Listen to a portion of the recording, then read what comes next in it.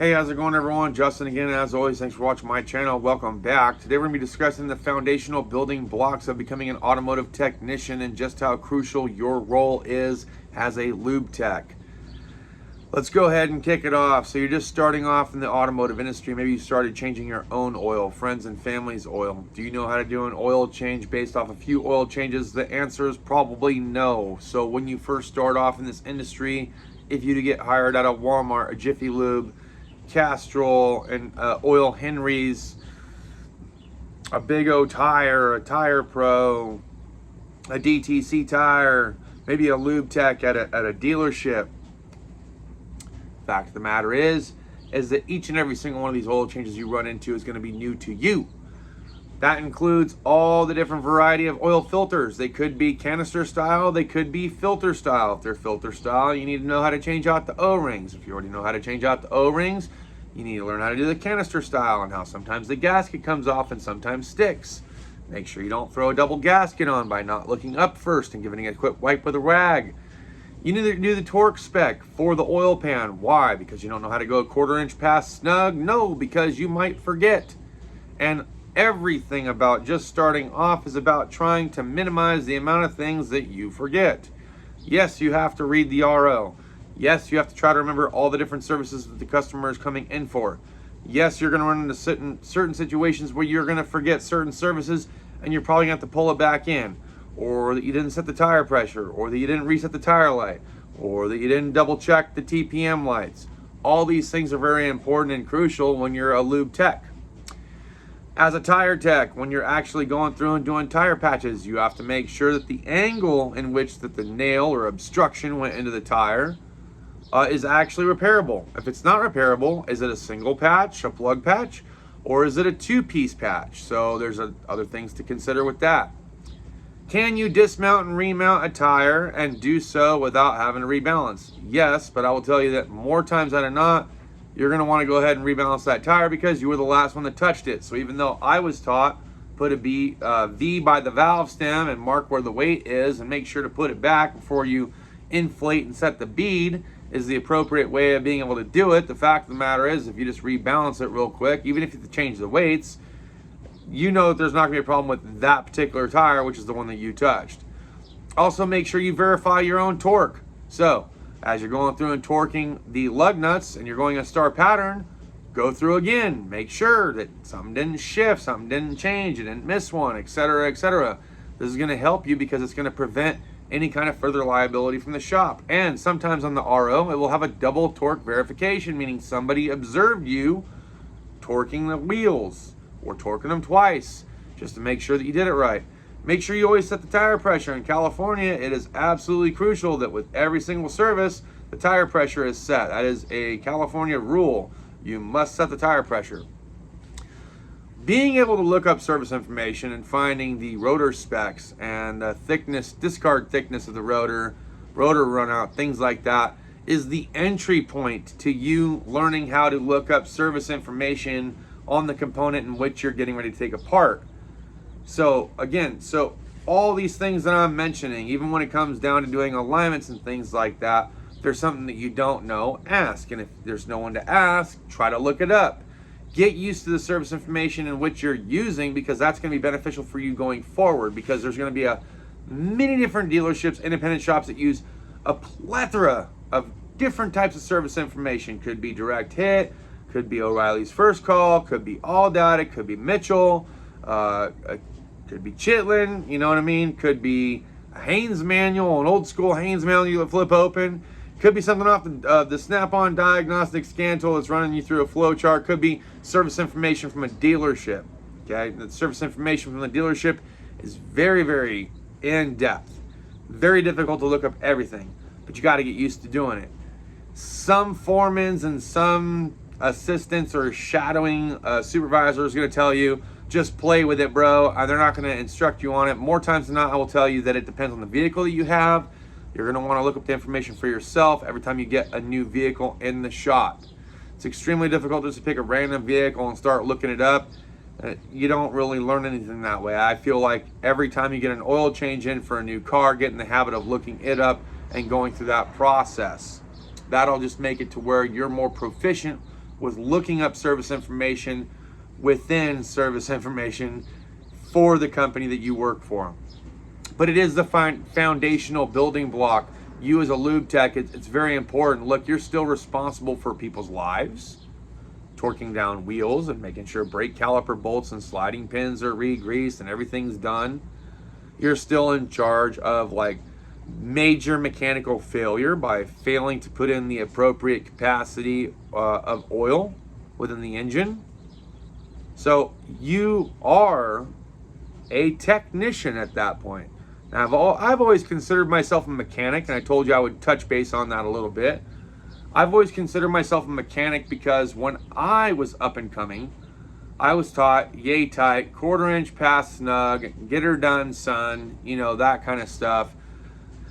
I was taught how to look up service information for certain things of value. I was told which things were crucial and important to look up for torque specs. I was told which things you can get away with, you know, going 1/4 inch pass snug, or applying some blue Loctite and putting it on as tight as you put on, or the understanding that when you go to apply the specified torque, that on that old fastener, it might not be able to withstand that torque anymore because it is stretched beyond yield. And at that point, you're getting ready to shear it in half and you're going to be in much bigger trouble. So good and tight is sometimes better than the true torque spec, especially if you know how much pressure to put behind it, because if you break it, you're responsible for it and you were the last one to touch it. Now, some may disagree with me, but that's how I was taught. I'm not saying it's the right way, I'm just saying it was the way that I was taught. That being said, it's very important. You're also going to get into some specified training, learning how to do brakes, learning how to do alignments, learning how to do flushes. Once you're capable of doing all of that, then within a year or two, you should be able to progress to a line or a diagnostic area. Now, that area solely depends on your personality, how well you get along with others, and how your brain works. Some of these shop foremen at the dealership are going to see if you're more of an intellect or if you're more of a kinesthetic person. If you're a kinesthetic learner and you like taking things apart with your hands and putting them back together, you're probably geared more for heavy line. And you're probably going to be R&R. And no one's probably going to show you how to diag anything outside of using a scan tool, doing some software updates, or coding in a couple of keys. But aside from that, all the multimeter work and test light work is probably going to go to the guy that was really slow at taking things apart, but really liked looking up a whole bunch of information on what it was that he was doing. And they're probably going to gear him more towards the diagnostic realm and then make him a diagnostician, finding the problems, because he's more into looking up the information than he is actually doing the work. Now, that's just my thought process. I've learned to become fast and proficient and produce quality of work. These are the things that I know. It's not saying that I'm, you know, the be all end all, or that I don't forget things too. Absolutely. Sometimes I'm in the hustle and bustle and trying to make sure everything's good and correct, and I might forget a tire rotation. Oh, and I'll pull it back in and I'll do the work. You know what I mean? Or I might forget there was that recall that we were supposed to do, and I'll pull it back in and do the recall real quick. More times than not, relatively easy fix. You do it. It's not a big deal. Customer doesn't mind so long as the work's being done. But your management team, they might think differently of it, okay? Some management teams are like, nah, not a big deal. Look, just go ahead and get it done. Let's satisfy the customer. Other management teams, they'll think every single thing that you miss is a big deal because they're trying to prepare you for like not missing those things in the future. Just food for thought. But being a lube tech is not exactly the bad thing, okay? Everyone has to start there. Everyone has to start from somewhere. I started in the front of my house doing a lot of things with hand tools that I thought I could do, and I found out that once I got into this industry and I started working for a company, that there were other tools that would make my life easier, make the job faster, and that there were other ways of doing it without having to like be on my back with my knees up underneath the fuel tank with another buddy trying to lower it down and then slide it out just to do a fuel pump. So there's plenty of things that you have yet to learn. Don't take anyone's ridicule about you being a lube tire tech in a negative way. You are at the foundation point. Build your foundation. No one expects speed from you at this point. They would like it, but they know you're new. So take the newness. Take your time. Learn how to look things up. Learn how to do it the proper way. That way, when you get to the industry, no matter who it is that you work for, you know the proper way of doing it, and there's no second guessing, okay? For me, I didn't care if they were young, old, anything. I'm willing to learn from anybody and everybody to learn that company's way and the way that they want things, because I'm looking for the longevity in that career or in that profession with that establishment. So do the same exact thing. Now, I will tell you one more thing before we get ready to get off here. I understand the frustration of working with certain people or mentalities. Sometimes things just don't click, and sometimes they can be a little bit more brash than others. I'm telling you that you don't have to always sit there and take it. You have to decide, are you willing to continue to work for a person that degrades you, ridicules you, makes you feel, insufficient or less adequate because they need to show some kind of dominance of being in charge? You know they're in charge. They should know they're in charge. Okay, but you don't always have to sit there and take it. There are plenty of places out here that are looking for good technicians to do a good job, produce good quality of work, that understand that some mistakes are made and that they're easily correctable. And unless you cause some kind of catastrophic failure, there's no need to be passive aggressive or over the top aggressive towards the employee.